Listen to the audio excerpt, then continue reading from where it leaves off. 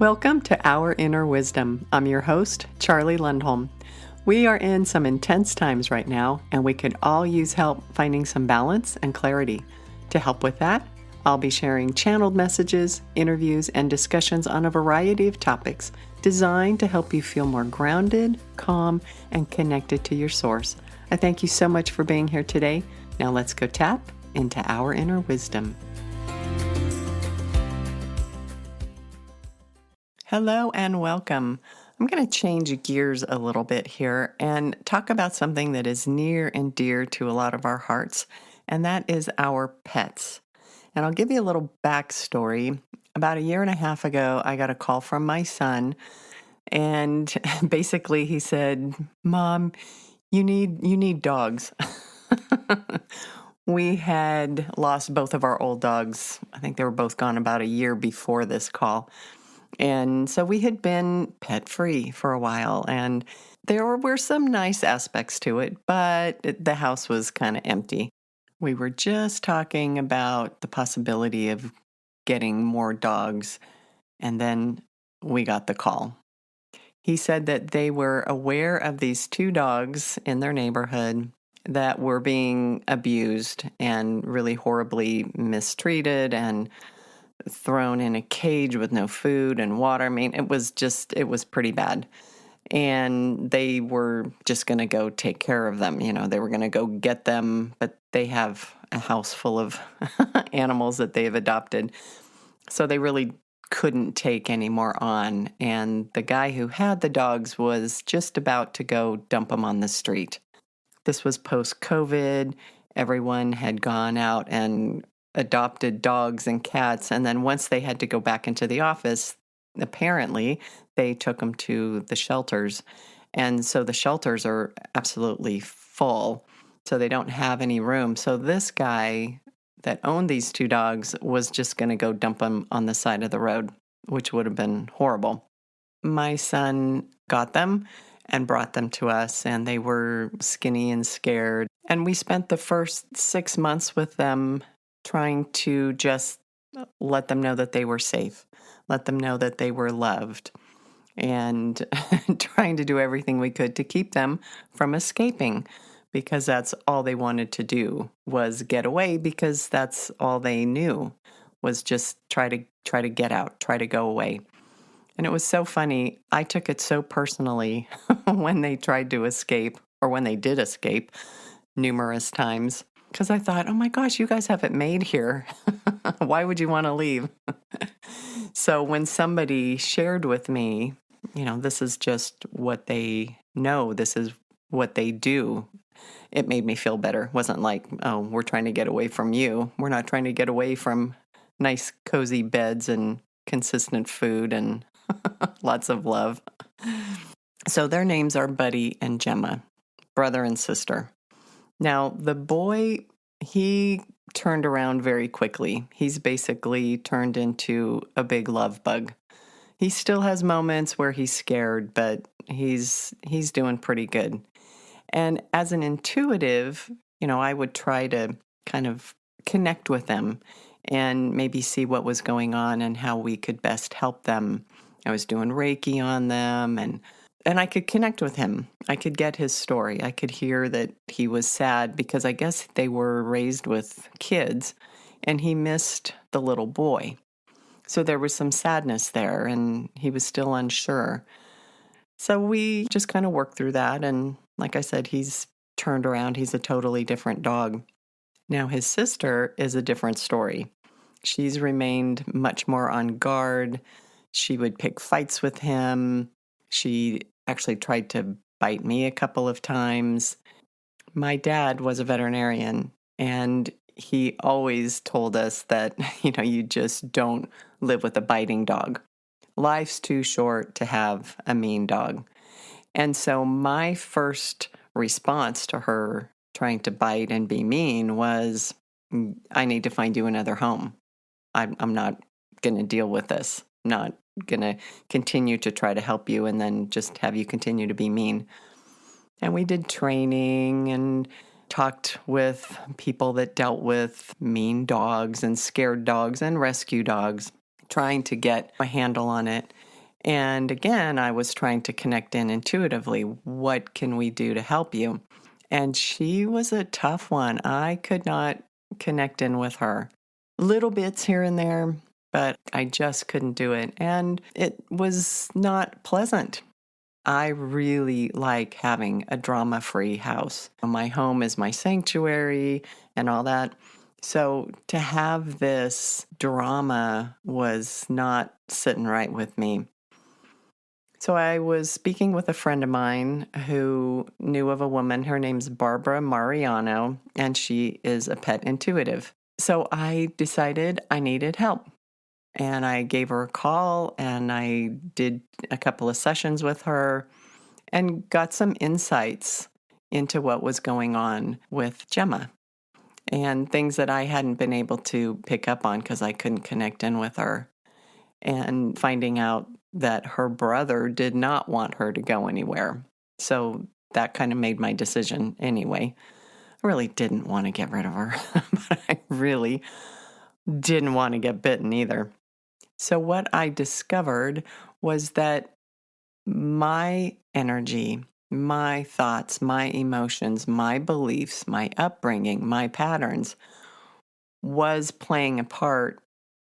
And once I started to clear that part, I started to take responsibility for my part of the equation, letting her know she's safe, letting her know that this is her home, because that was one of the things that came through the reading was that she knew that she blew it with me and she didn't know if she was safe. Again, it went back to her safety. She didn't know if this was going to be her home. She didn't know if she was going to get kicked out. So being aware of what I was putting out made a huge difference. She was able to kind of relax a little bit more. We did some other things. We used rescue remedy. I did change the way I was running Reiki with her. We started using some bone broth, small things that have had a huge impact. And the outcome has been pretty miraculous. She's much happier. She plays more. Her tail wags. Since we did this, I don't think she's gotten into a fight with her brother once. She's given him a little growl here and there, but that's it. And before, I would say at least once to twice a week, they were getting into it and had to be, separated. I mean, it was like full-on dogfight. And all of that has changed. And she's just much more relaxed. And I'm also looking at different ways to have fun with her, to make it fun, to allow her to feel safe and loved, and that, yes, this is her home. So I've had some pretty good takeaways from all of this. Now, I understand energetically how we impact one another, how our emotions, our energies have an impact on each other, how it has an impact globally, that we're all interconnected. And it's been wonderful to also realize that our pets are part of that. Not that I didn't understand that before, but I think this has been such an in-my-face 180-degree turnaround that it's really kind of sunken in a bit more. And I remember when my dad was practicing, someone would bring their animal in and something was wrong. The dog was sick or depressed or not eating. And one of the first things my dad would ask is, has there been anything in the household that has changed? Has one of the kids gone off to college? Have there been people in the household that are fighting? Has there been a death? Has there been increased level of stress? And a lot of times it was, yes, there is something going on. Yes, this happened, that happened. And oh my goodness, yes, as soon as that happened, my dog started getting sick. My dog started getting depressed, whatever. So when it comes to our pets, these beautiful spirits that live with us, it's good to remember that they're also part of that web of interconnectedness, and that what happens around them affects them. What is affecting us affects them. Now, we can see it with the people around us, right? I mean, obviously, if we come in to the house and we're totally pissed off about whatever, the people in the house are going to get hit with that, and they may or may not react. As humans, we have the ability to pivot. We have the ability to choose how we're going to react. And the animals sometimes just kind of take it. Or they react in maybe a more subtle, quiet way because they can't turn around and vocalize what's going on or what they're feeling. Perhaps they react by being more depressed or quiet, or maybe they have physical symptoms. Or they react like Gemma did, and they're mean. They're not happy. And if we're listening, we kind of get the message. So it's good to be conscious of how we are affecting our pets and all of those around us. And it's good to realize maybe how our pets are affecting us. If we are having some kind of conflict with them, that it's okay to try to check in with them. It's okay to try to have a conversation with them on a level other than the physical realm. And I remember when pet intuitives first kind of came on the scene, and there was so much snickering and all this about it. But they can be so helpful in allowing us to really energetically connect in with these beautiful beings that we call our pets.